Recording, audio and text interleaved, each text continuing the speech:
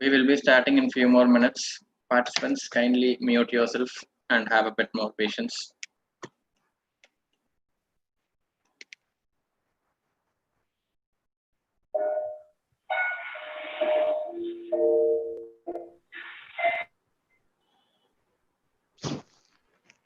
I repeat, please mute yourselves.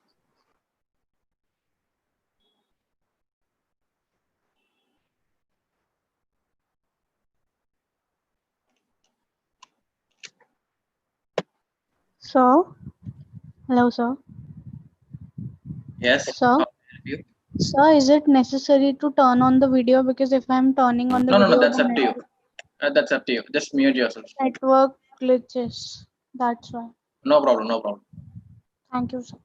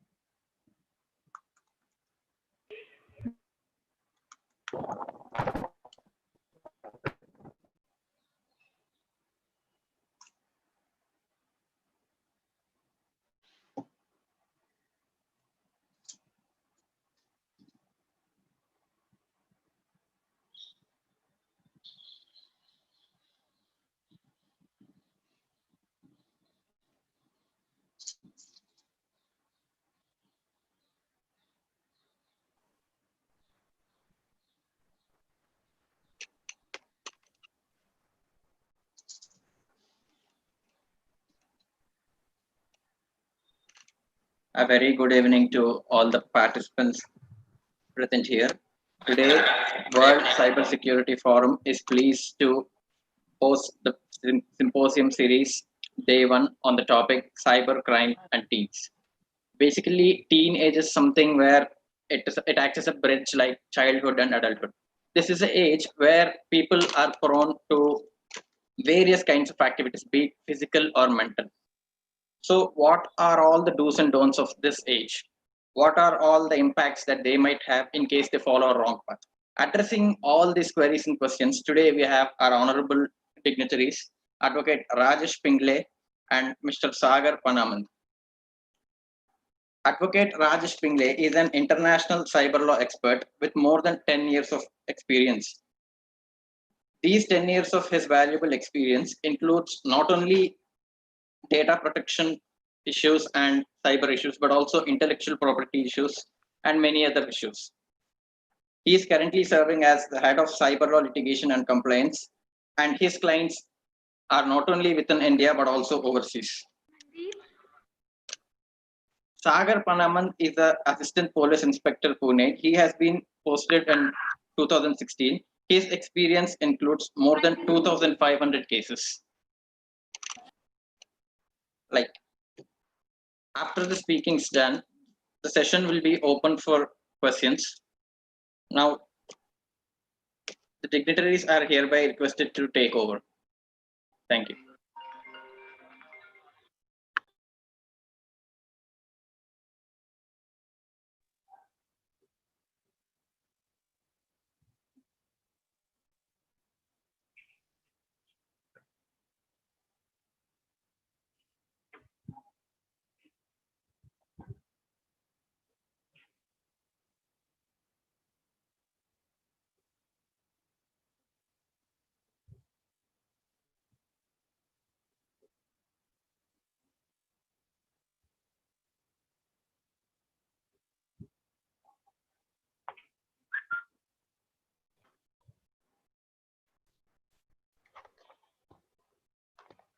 Sagar sir and Rajas sir, you can start now.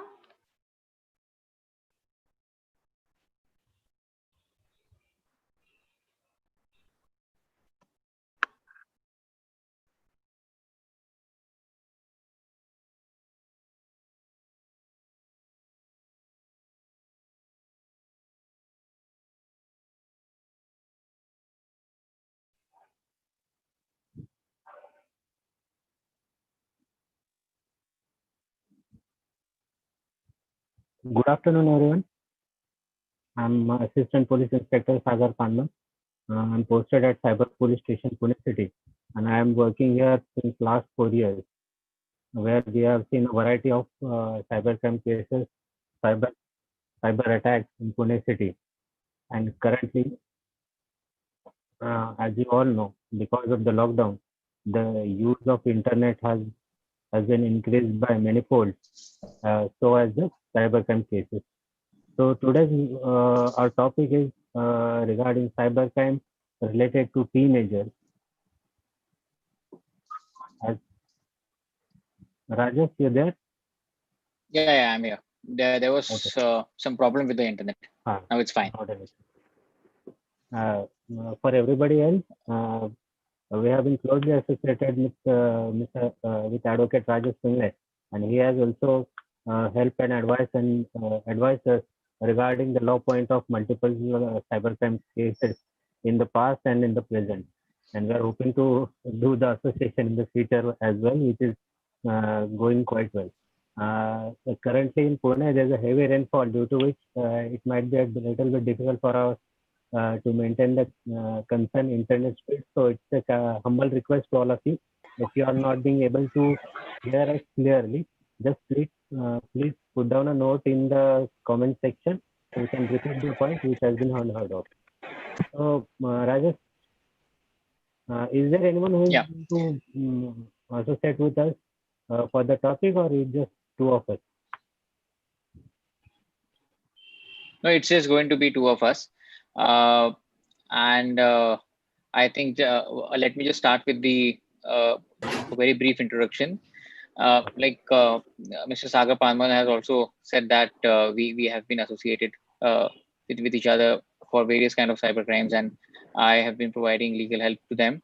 Apart from that, I have my own cyber law practice from almost last 10 years. I've been practicing specifically in the field of cyber laws. And apart from my practice, I also teach in various universities in India, as well as Singapore, Dubai, and Australia. So let us start with today's topic, which revolves around cyber crimes and teens. So I think let's, I mean, instead of having a presentation, what we both would like is an interactive session wherein we both first talk about various types of cyber crimes, which are wherein those cyber crimes are committed by teens and the victims are also teens. It goes either ways. So I think Mr. Sagar, would you like to start with certain cyber crimes which you have uh, investigated and successfully sent a charge sheet to the court? We have encountered multiple cyber crimes where teenagers were the victims. A lot of cases where teenagers were the offenders. But the most important point to note is teenagers are vulnerable to cyber crimes because of a lot of things. So I'll just list a few of them. That first is no awareness regarding cyber crimes. Teenagers are a bit ignorant about the topics of cybercrime or the types of cybercrime they might face in the future of due to their usage of internet, smartphones, and to the vast experience or exposure to the cyberspace. Second is that they don't have that much of knowledge, we can say, about the laws that are concerning with the cybercrime, the consequences of any act which is a cybercrime. Multiple times it has been observed and noted also that the team's actions where they have been questioned or their questionable actions, and they have been asked about the reasons. The reasons are not that much of satisfying, we can say, but the most important is they have no knowledge of the consequences of their actions. That's why they proceed with their actions. They also have lack of understanding of the topic of privacy, what actually is a privacy and how to maintain their privacy over cyberspace, due to which it is they are most vulnerable for any other cyber criminals to become a victim of the cybercrime. In regard with the teens, as per the adults, they have a very uh, very spinning curiosity which takes over multiple times, which takes over their conscience. So let's say they are exposed to multiple websites where they explore themselves, to explore the data, and where their curiosity drives them. So at that point, their curiosity can land them into trouble. They may be a victim, or they also become offenders of a cybercrime. Yeah. Hello. Sorry, that was a call. So It's a psychological issue that teens easily get emotional and they are expressive so easily. So they are easy to manipulate in multiple things. They can easily be groomed by pedophiles for their sexual crimes.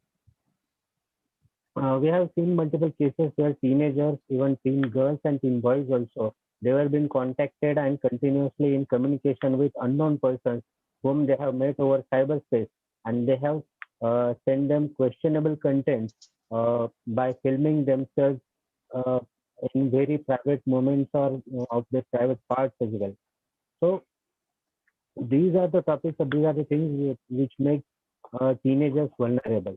There is also the ease of access to smartphones and internet these days, which makes or which creates the very wide exposure for teenagers towards the cyberspace, which makes them a probable and possible victim of a cybercrime.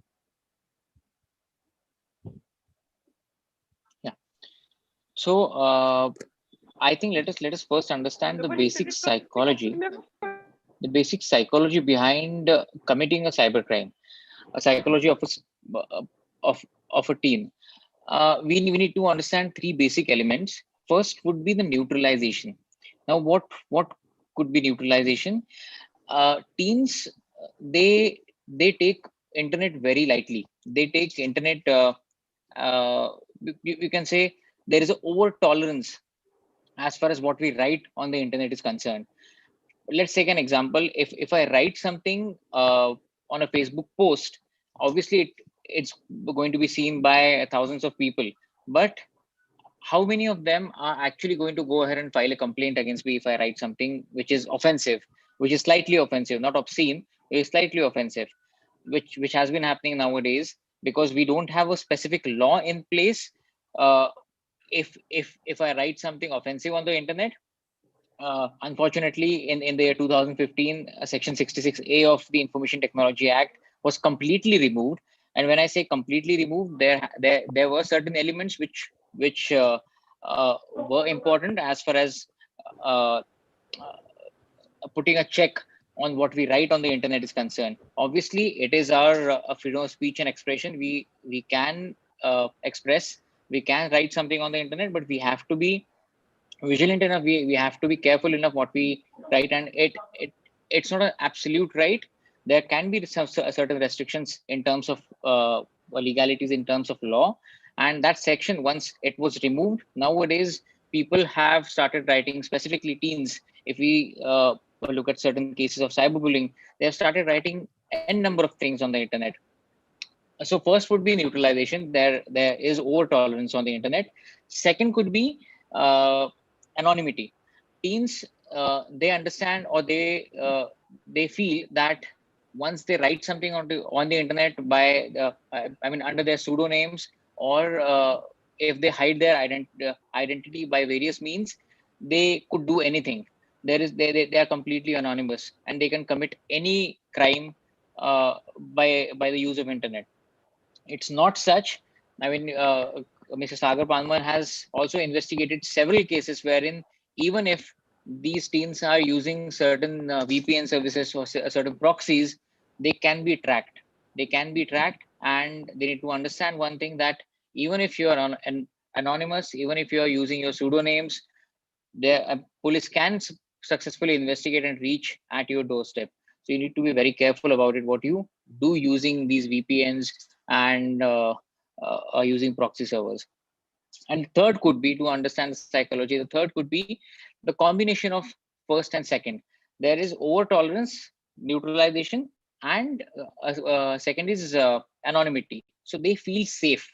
If rather than confronting someone face to face, they feel safe doing it online. They think that they have the safety of anonymity, and people are more tolerant on the internet. Rather, if I go ahead on the street, and if I call out name to some random person, obviously he would give me a tight slap, or take me to a police station if I am abusing him. But on the internet, on the other hand, people wouldn't do so. I mean, 99% of the time, no one takes it seriously. Okay, someone wrote something about someone which is slightly offensive. We are not going to go ahead every time to the police station and file a complaint, right? So all these things combined together, teens definitely feel that I mean, they are free to do anything on the internet. There are no consequences at all. But actually, there are police have successfully cracked many difficult cases wherein the identity of the offender was completely hidden. Multiple proxies were used, but still the police were able to catch hold of these offenders. Apparently, once they were caught, these can be teens also. So obviously, we need to be very careful about it. Then I think let's talk about various types of cyber crimes which are happening, specifically when we talk about teens. What are those types of cyber crimes? First would be hacking. Second would be fake accounts on social media. Third would be cyberbullying. Fourth would be cyber stalking. Then fifth would be pornography. Sixth would be revenge porn. Apparently, there have been explosion of revenge porn cases nowadays, specifically during lockdown as well. And the last would be sextortion. So we would be talking about these crimes mainly today. And let's start with hacking. So let me give you a very brief legal definition what hacking means. First of all, I think not only teens, but we as adults also need to understand what hacking means. It's not a technical thing per se, but the law defines it very simply. Hacking is equal to unauthorized access. So if we are accessing someone else's computer system or someone else's mobile phone for that matter, without their permission, we are hacking into their system. So it is as simple as that. So if you use someone else's phone without their permission, you are hacking into their phone. And we all know that teens specifically, they do not seek permission while using someone else's device, while using someone else's mobile phone, and purchasing something without their authorization.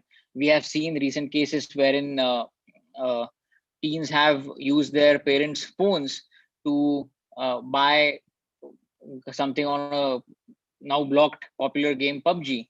We all must have read about in the newspaper. I think 16 lakh rupees were spent by some teen to purchase something on the in that specific game. So while in while they do so, they are doing it illegally. Even if they are their parents, if they don't seek permission and use it without their authorization, they are committing a crime. We need to understand that. Obviously, parents are not going to press charges against them, but it's a criminal activity nonetheless. Then I think Mr.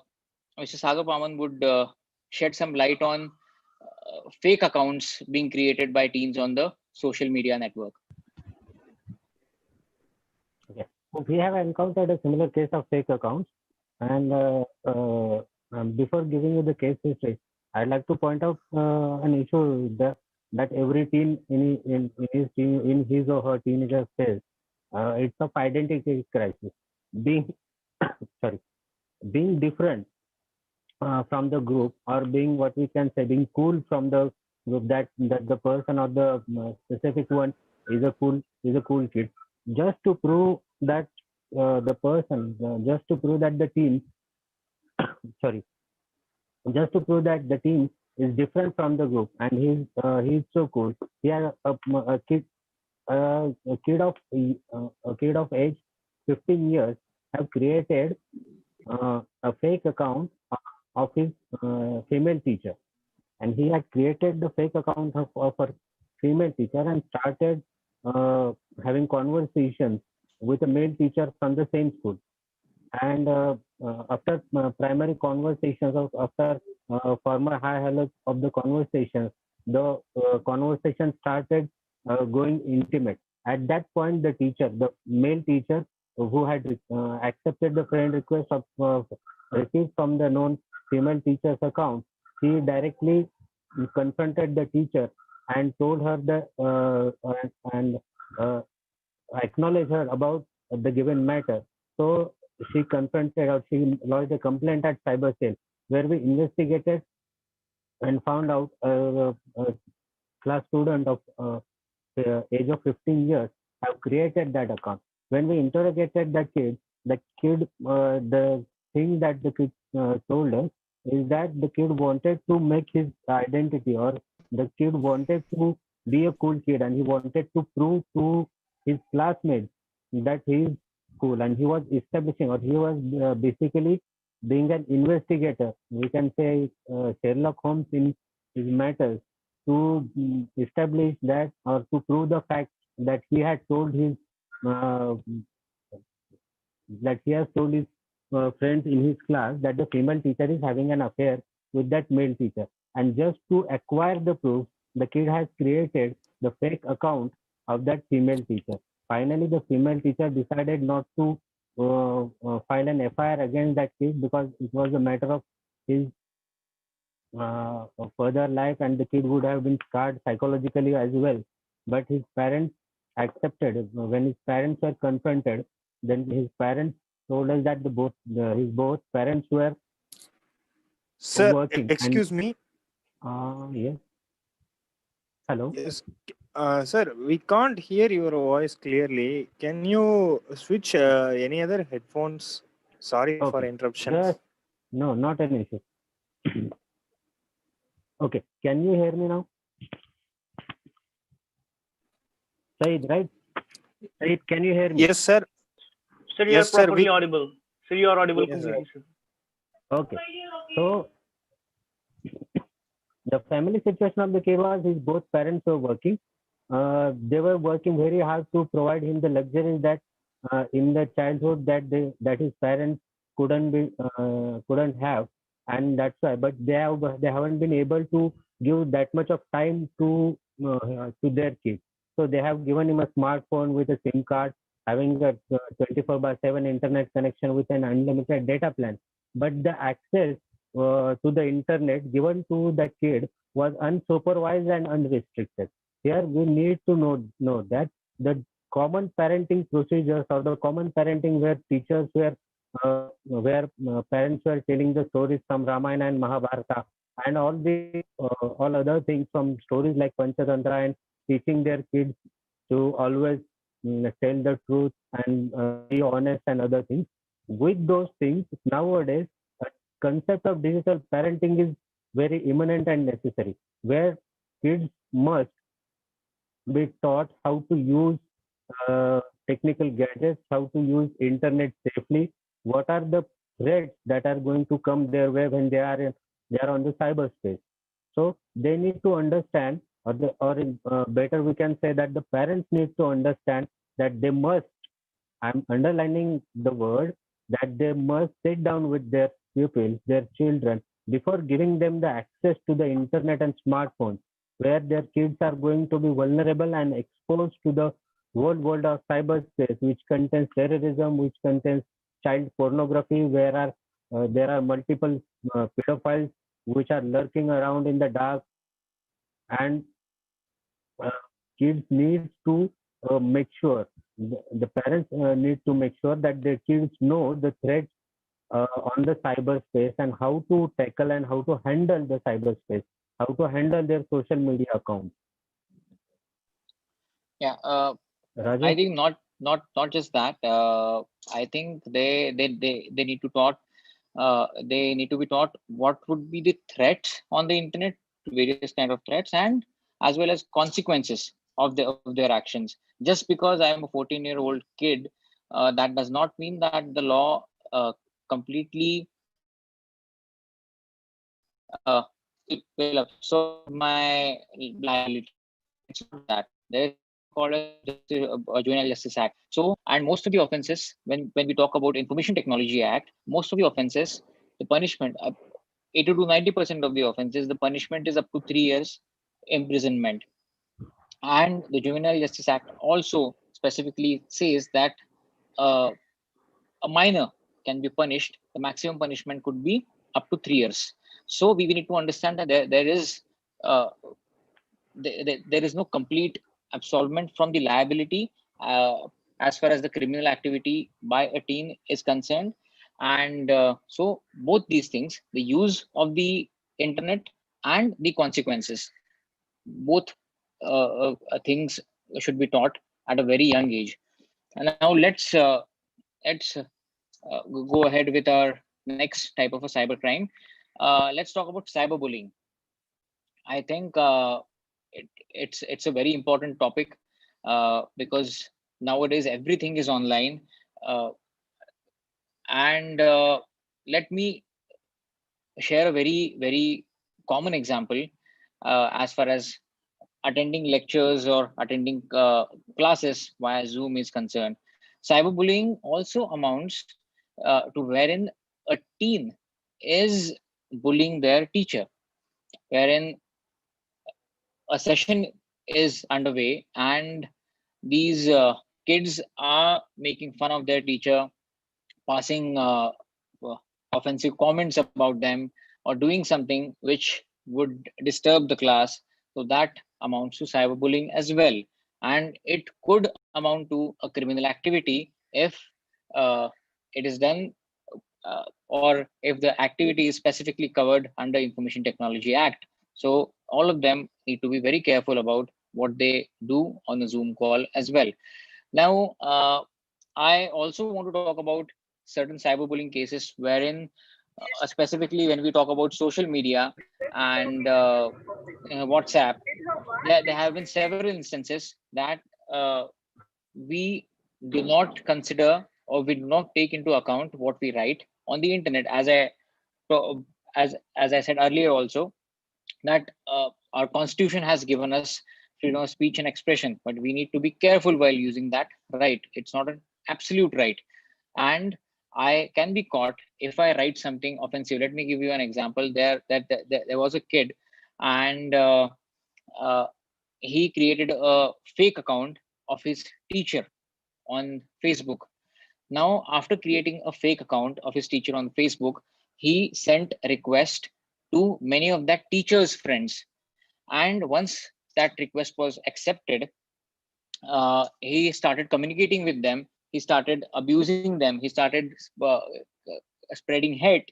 He started sending offensive messages. So that is also a part of cyberbullying. You are bullying your teacher. So you need to be very careful of what you do on the internet. So these kind of consequences and these kind of things need to be taught early at a very young age. Now, let's talk about cyber stalking. I think nowadays every teen has his or her own mobile phone, and it's very important. Uh, when we talk about Information Technology Act, cyber stalking per se is not defined anywhere under Information Technology Act, but it is covered under Indian Penal Code. Now, what does cyber stalking mean? Cyber stalking specifically means that if uh, a person, specifically a male, is sending messages to a female, and that female does not want to receive the messages, okay, and has cleared that, okay, I don't want to receive your messages, still that male is consistently repetitively sending the same messages to her again and again, that amounts to cyber stalking. You're controlling your basically trying to see what activities that female is doing on the internet, and you're continuously sending messages to her, harassing her.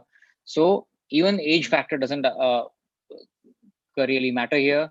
Even if both are teens and the girl goes to the police station and files a complaint, that uh, male teen can be arrested for these activities. So you need to understand, once that female specifically says that she does not want to receive messages from you, and if you continue to send this to her, then it would amount to cyber stalking. Now let's talk about certain pornography related cases. I think Mr. Sagar Paman would uh, talk about certain cases which he has investigated about pornography. Okay. Regarding cyberbullying, I just want to add one more point, that every school, every teenager nowadays having access to smartphones are on Facebook and Instagram as well, where the minimum age they have required is 18 plus years. But they have created, or they most of the time they put up their fake ages on the point where they create their social media accounts, and they start cyberbullying to other teenagers or other male or female friends of their from their school, posting various comments of uh, posting various comments about the post that their friends have posted over their social media accounts, that they might be videos, photos, or any activity that their friends have created and posted over social media. Regarding pornography, it is a very dangerous field of exposure which has given access to the teenagers by the cyberspace. We have encountered multiple cases. One of them is regarding one of them was a Facebook friend of a teenager, has been continuously in contact with her, and they have moved from messenger chat to their personal WhatsApp chat, and then again they have been video calling each other, and on over video call the person who has been in contact with that teenage girl had asked her to be nude and to perform some activities which was recorded by that person, and later on the person started blackmailing that teenager. So in this point of view that we have earlier discussed, and earlier I have stated that the unrestricted and unsupervised access to the internet given to the teenagers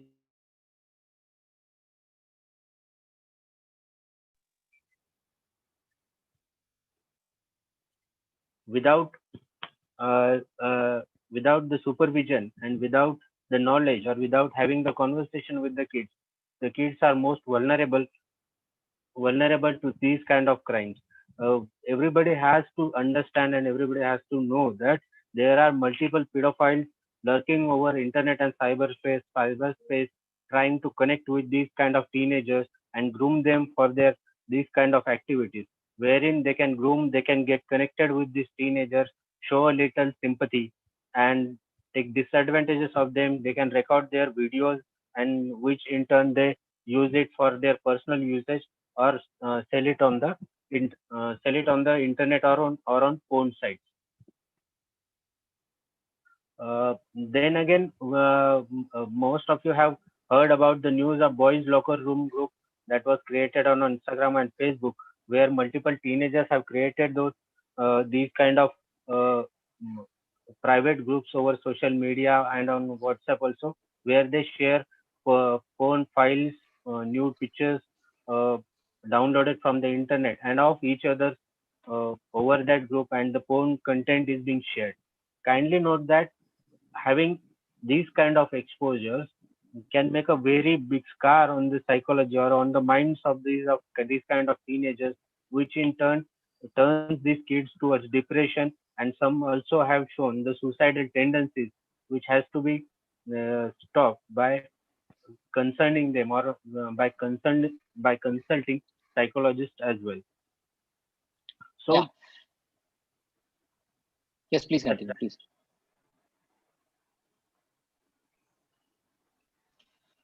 So I think let's understand the law regarding this as well. The law, specifically Information Technology Act, says that if someone transmits or publishes obscene content in electronic form, then it becomes an offense. So if you create a group on WhatsApp and share obscene content or share not only photos, I'm talking about photos, videos, text, the section 77 section 67 of the aspects regarding this. So if I share some photo, some obscene photo or a video or a text in electronic form via WhatsApp, I'm committing a crime under Information Technology Act. The offense specifically states that the punishment under this is up to imprisonment of 3 years. So again, these are very stringent sections, and the punishment is minimum up to up to 3 years. And we need to understand that once we create a group with an intention to share, even if we don't share, and with an intention to share obscene content, we create a group on WhatsApp, we'll be attempting to commit a crime under Information Technology Act. We need to be very careful and understand all these aspects, all these legal aspects also. Now, let's talk about revenge porn. I think many of us have already heard this technology on the internet, or we might have read some article about it in the newspaper. Nowadays, teens specifically have very casual attitude uh, when we talk about sending photos, sending our intimate photos to each other. And we have seen almost there are a large number of teens who share uh, intimate photos with their boyfriends or girlfriends. Now, after they break up, either the boyfriend or the girlfriend would share the other person's photographs, intimate photographs, on the internet. Maybe there are several illegal revenge porn websites on the internet wherein they are viewed largely across the globe, and these teens go to those kind of websites. They upload the video only, keeping in mind that they want to seek revenge, and they don't understand the consequences. Once these photos are online, once these photos are uploaded, they are committing a very grave offense under Information Technology Act. And I've seen so many cases, so many lives destroyed completely, because once, it goes either ways. Obviously, if being a boy, that boy shares photos of a girl on the internet, her life is going to get destroyed because of it. And consequently, if that girl goes, or the parents, they go ahead and file a complaint at cyber police station, the boy's life is also going to get destroyed completely because of all the illegal things which he have done. There will be a criminal record created, and he would face a lot of hard challenges moving towards his life. So I think we need to understand the consequences here. That first of all, do not click pictures of each other, and specifically intimate pictures, and share it with each other. And subsequently, I follow the first step very strictly. If there are certain photos of you clicked by the other person, make them delete those photos immediately, because you never know what is going to happen in the future. If there is a fight between you, and things go south, the other person might take advantage of these photos very easily, because it has been happening for so many years, and it will happen in the future also, unless and until there are certain steps taken towards preventing it, right? So let's go ahead and talk about sextortion. Now, I think Mr. Panman has created a small part of it. I would like to shed some light on certain cases which I have handled. There, there were several college-going kids who had approached me, and many of them have shared their intimate photos. How the inception of a crime happens in such a way that you add as a friend on Facebook some unknown person. You add them as a friend on social media. You chat with them, and subsequently, as Mr. Palman rightly said, from Messenger it will come to WhatsApp. Then subsequently, it will come to having video chats over Skype or over other platforms. The other person, you won't be able to see the other person clearly, because their camera would be damaged in some way, or deliberately they would be using a very bad camera wherein you can't see their faces, you can't see the person clearly. And we would be having HD cameras, so the other person would ask you to remove your clothes or to do some illegal activities in front of camera. It is recorded. That person have a detailed study on you. They will have a list of your friends on Facebook, your email addresses, your home addresses, every personal information they would have with them. And they would use the video, or they would extort money from you by stating that if you don't give bitcoins, or if you don't transfer money in the form of bitcoins to them, they would release the video to your relatives, to your friends and family members. So you need to understand that as well. First of all, do not add friends which you don't call these people friends. Obviously you don't know them. Don't add unknown people as your friends on Facebook. And subsequently, even if you add them, do not uh, go ahead and chat with them or video chat and do all these activities as I stated, because many people have this has led to not only having a traumatized experience for them, but they have, many of the teenagers have also committed suicide because of these activities. So it's a very serious activity, and we need to take it very seriously. While the inception, as I said, it takes off uh, very lightly, but the consequences are grave. So we need to understand it and apply our or be vigilant about it. And now I think we have 20 minutes remaining. Let's have uh, questions. If someone has certain questions about uh, the topic or the law or how investigation occurs, if they want to ask certain questions to us, they can go ahead.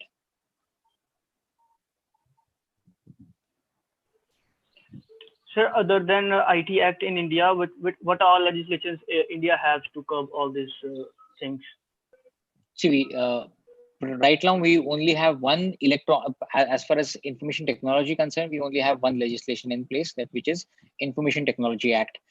Subsequently, I think obviously Indian Penal Code has certain aspects which covers cyber crimes, but as far as cyber crime legislation is concerned, we only have Information Technology Act. In the near future, we would also have a Personal Data Protection Act, but right now only Information Technology Act is there.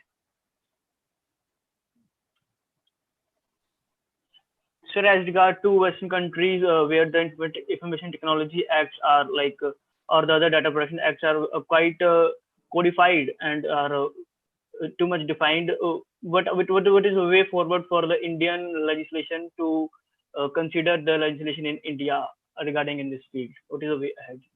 See, it's a very unfortunate scenario as far as the Indian information technology legislation is concerned, because we have taken almost 12 years now to amend the law. There still hasn't been any amendment after 2008. So 2008 was the first amendment. We need to amend the law as we progress with the technology, because the type of crime which is committed evolves. The people committing the crime, they have evolved mindsets, they apply different modus operandi. So considering all these scenarios, we need to amend the law as frequently as possible. But unfortunately, I think 12 years is a very long time to actually go for information technology legislation. And it's a sorry state of affair, if you ask me currently. Thank you, sir. Sir, one of the questions from the participants: does Yeah. two-step verification really protect one's social media accounts? Okay. See, two-step verification is a welcome feature, and it's an added layer of security. So yes, I would say that everyone should use a two-step verification, not only for their social media accounts, but for each and every account wherein the technology is given for two-step verification. You should go ahead and avail that feature. The next question is: what is the best way to register a cyber complaint? Okay, I think Mr. Sagar Panman would be in a better position to answer this. For any kind of cyber complaint, you can just contact your nearest cyber police station to file a complaint. If you are not aware of where exactly your cyber police station is, it can be made up.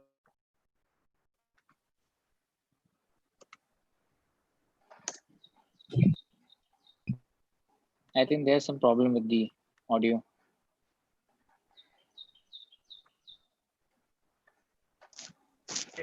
How about sending the takedown notices? Yeah, sending the takedown notices, you have to basically go to the intermediary's website.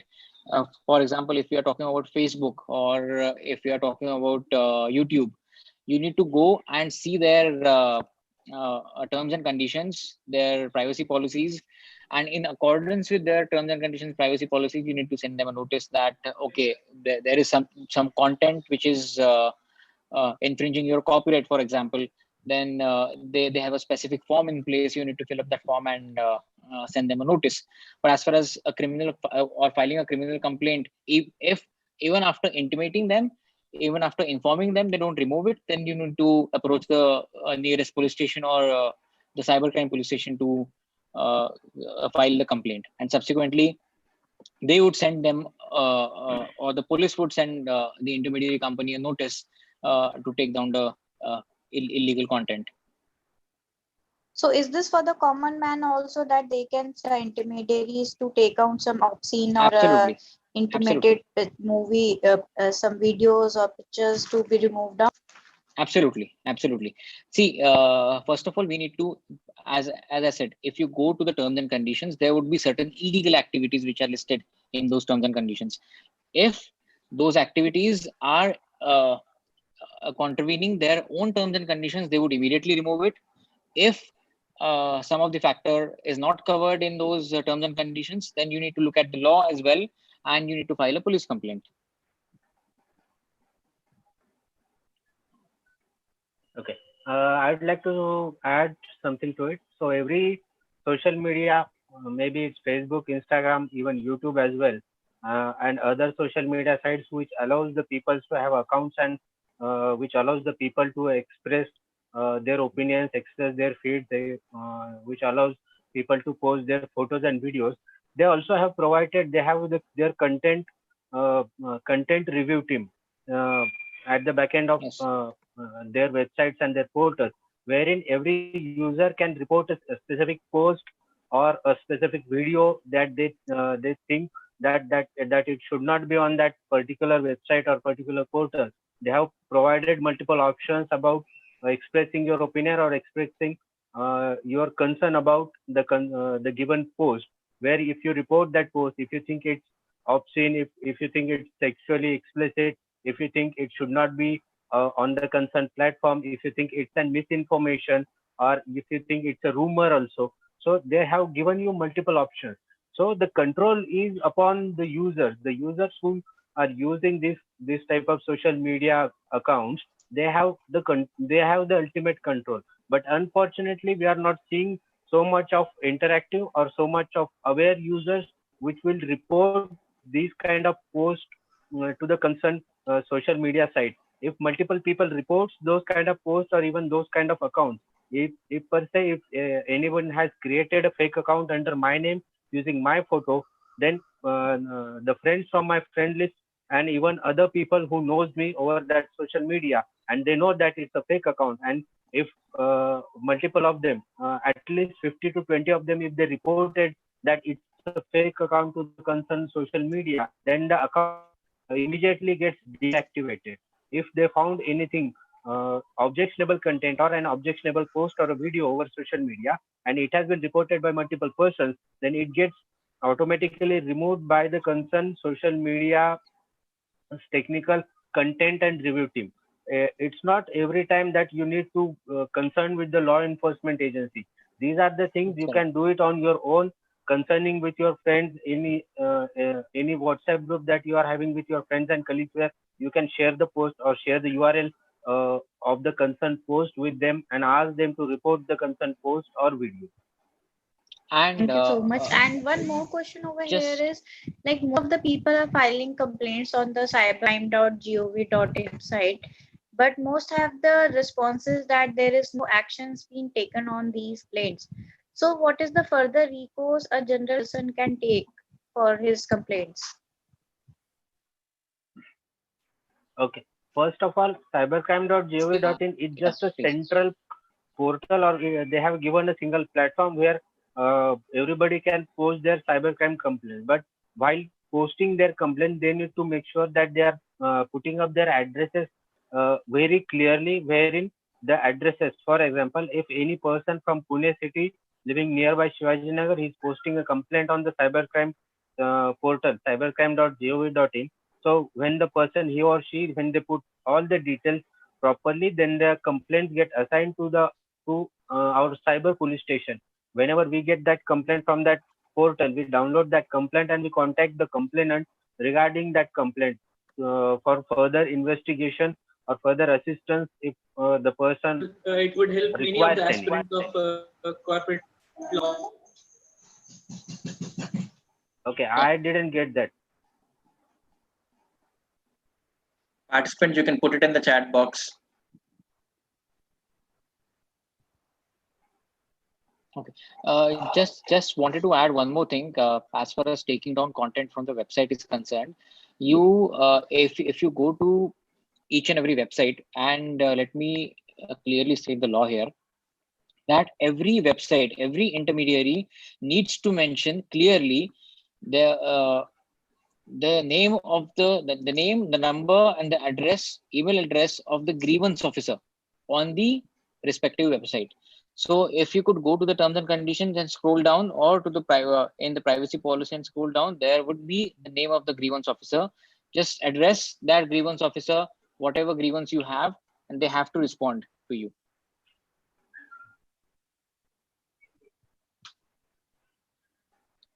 I think there is one more question Yes, sir. being Meher asked by. Nigar wants to know what kind of international exposure and opportunities a cybercrime lawyer or a pleader enjoys. Yeah. So see, Now, if we talk about GDPR, General Data Protection Regulation, if you're well versed with the laws of cybercrime laws of the developed countries also, then you can go there, teach.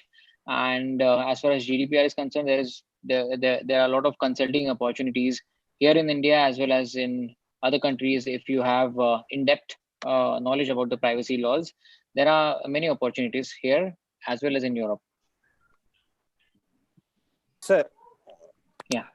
I have two questions. One is about my studies. I'm currently pursuing a BBA LLB on School of Excellence, and I want to do masters in cyber law. So, which university do you prefer to choose for cyber law? India as well as in foreign. So, and my another question is, I'm using a Google account. For what reason they can block my account? For what are the reasons they can block? Sorry, I couldn't get your second question there. Could you please repeat? Yeah. I'm using a Google account, right? Mm-hmm. So Google can block my account. That's correct. They have the authority to block my account. For what That's correct. kind of reasons they can block? See, if you go to their terms and conditions, there are various reasons wherein your account can be blocked is specifically mentioned. Let's take an example. If you do something illegal, or if you do if you write something offensive using your Google account, or if you share some obscene content using your Google account, or if you use your Google account in money laundering activities, or for XYZ, or for procuring drugs, or for any other illegal activities, then your account can be blocked. So there is a list of offenses which are mentioned under each and every website, wherein they can block your account if you are contravening their terms and conditions. I'd like to add one more point. If the account is sending too much of marketing mail, which is counted as spam, then there's the most probable reason that your account has been blocked. Yes, and I think your as far as your first question is concerned, you can write to me directly. I will share my email address with everyone. You can basically any career related advice you can write.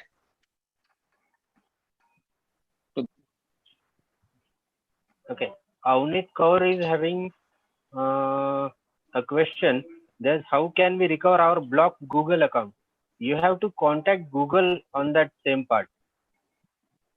If you contact Google asking them about the reason why your Google account has been blocked, but you will have to provide all the credentials that you were using to create the Google account, so as to convince them that the Google account that you are talking about and you want to recover the Google account, that Google account belongs to you.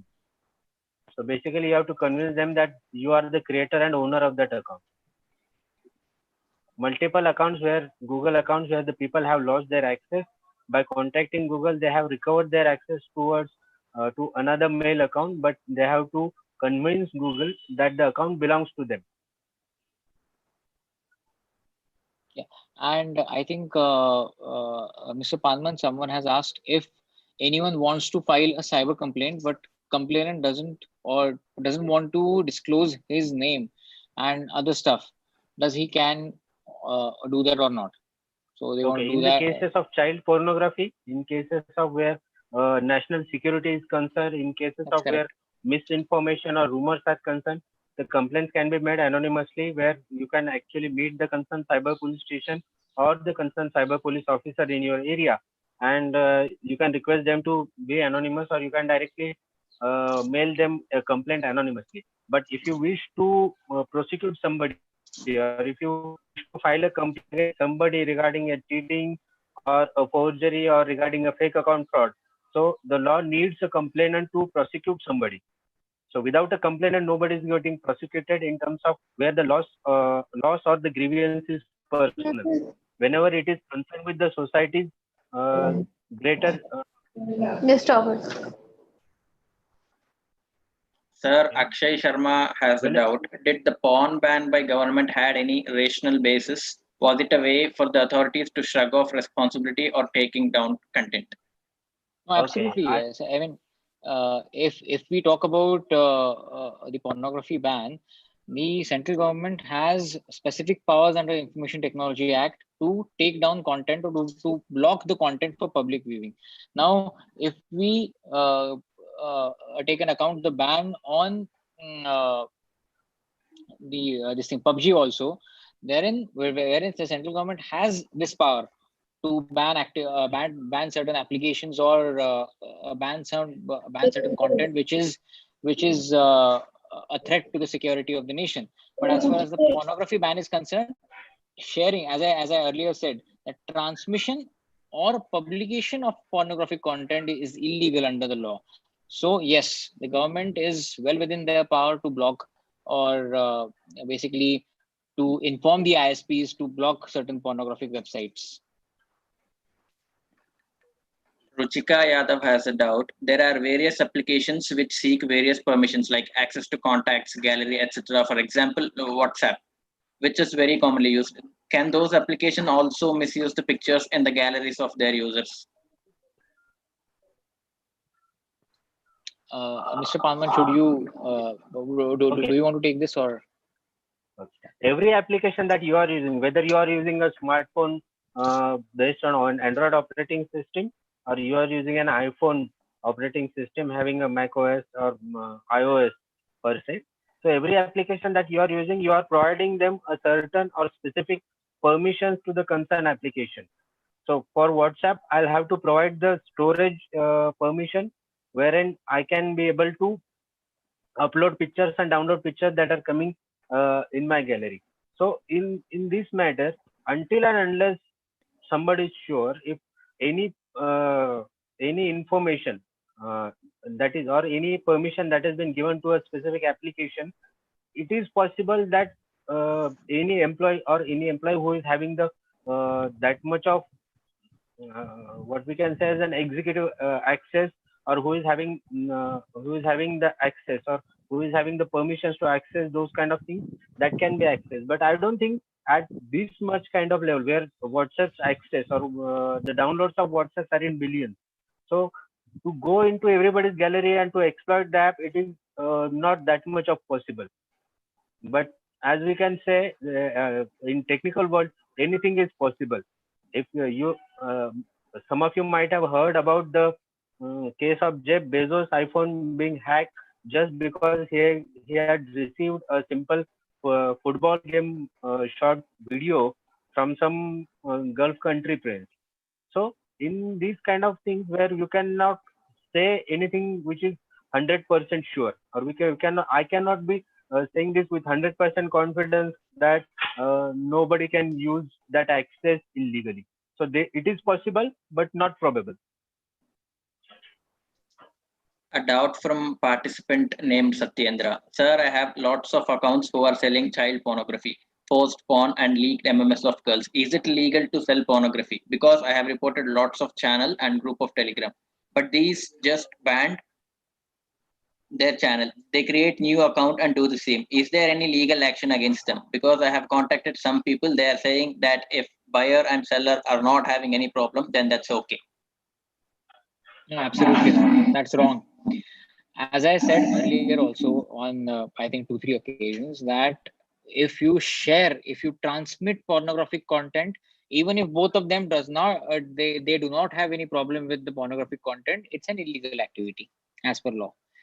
Once you transmit the content to the other person, or once you publish the content to many people, it amounts to an offense, whether they have problem with it or not. Once you share it, it's an it amounts to an offense. As far as like banning these channels are concerned, obviously it's a limitation of technology. There is something called as safe harbor for all the intermediaries. Now you cannot hold the intermediary or Telegram liable in this case because I think Telegram has millions and billions of users. So they cannot, it's not feasible for them also to see whether some channel or some group is sending or receiving child pornography or pornographic content unless and until it is reported by someone. The only thing they can do is once it is reported, once they see that okay, these illegal activities are happening through this channel or through this group, they would remove it or they would take down the channel. So other than that, I don't see any other action which is, I mean, any other foolproof action which can be taken against these offenders, because there is a limitation of monitoring, or it's not feasible for every intermediary to monitor everything.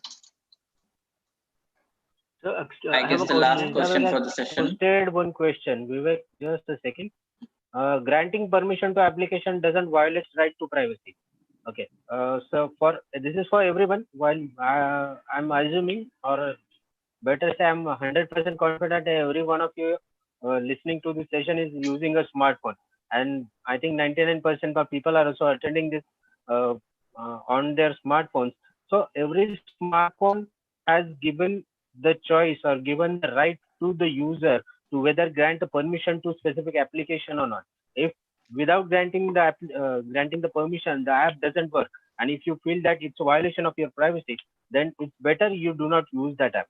There are multiple applications which acquires or which ask you to provide your current location. Multiple applications also show the option that allow or allow while using the app and deny all the time. Multiple applications where you, in cases where you deny the permission of your location, they do not work properly, or they tend to do not work properly. So these kind of applications does violate your privacy, but until and unless the right to access that information is given by you. If you gave that permission, then you are agreeing to their terms and conditions. So please note the access or the final permission is set by you. Yes, and just to briefly add something to it, your consent is very, very important. Your consent has a lot of power. Once the consent is given, I think once the PDPA comes into existence, our privacy or data protection regime and privacy regime in India would definitely change. The landscape will be changed completely. As you said, that if that application is violating your privacy, you can directly contact that application and tell them to remove your content completely or delete your content. There would be a right to be forgotten also. So if they have stored certain data with your consent earlier, and subsequently you find out that okay, they're doing something which is not even in their not to, you can really contact them. But once the PDPA comes into existence, you can do all these activities. During investigation, can police access the chats from like Instagram or WhatsApp without the permission of the person holding that chats?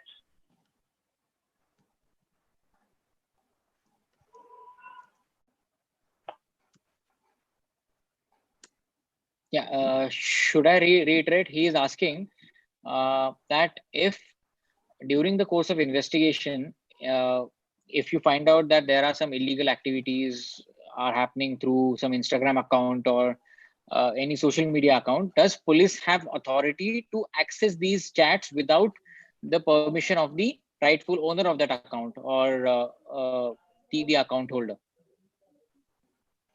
No, police does not directly access the concerned accounts. What we do is we file a formal complaint if there's complainant present.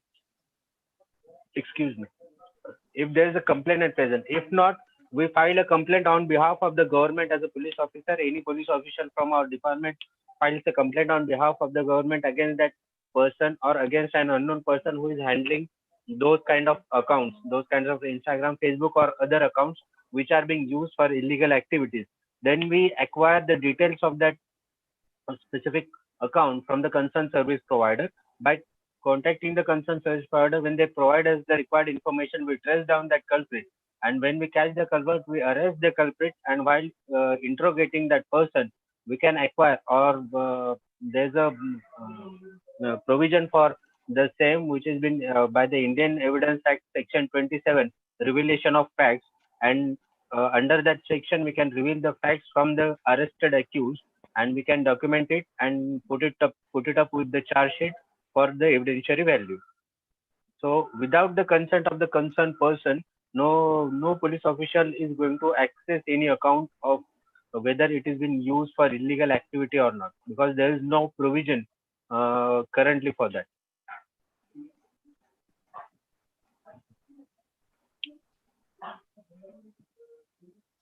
Sir, I have one more question. As has been done in the recently in the Riya Chakravarti's case, they have accessed the deleted chats of that person.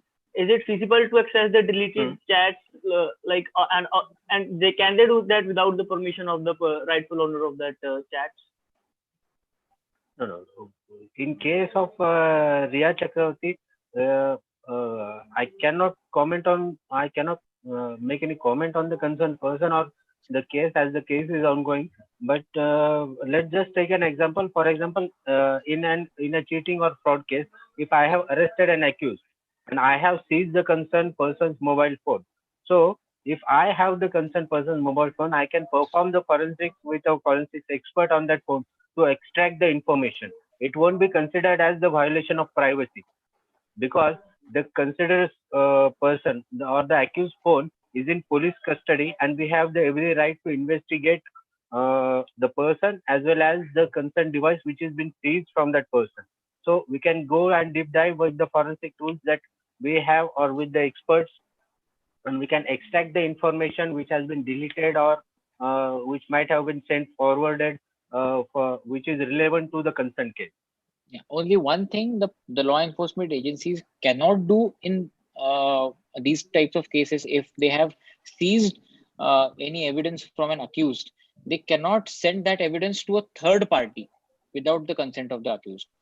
So they can investigate, they can do all within their power, but they cannot send it to third party. For example, they cannot release it to press, they cannot release it to some third party who is not concerned with the case, but they can give it to other government authority like the forensic lab.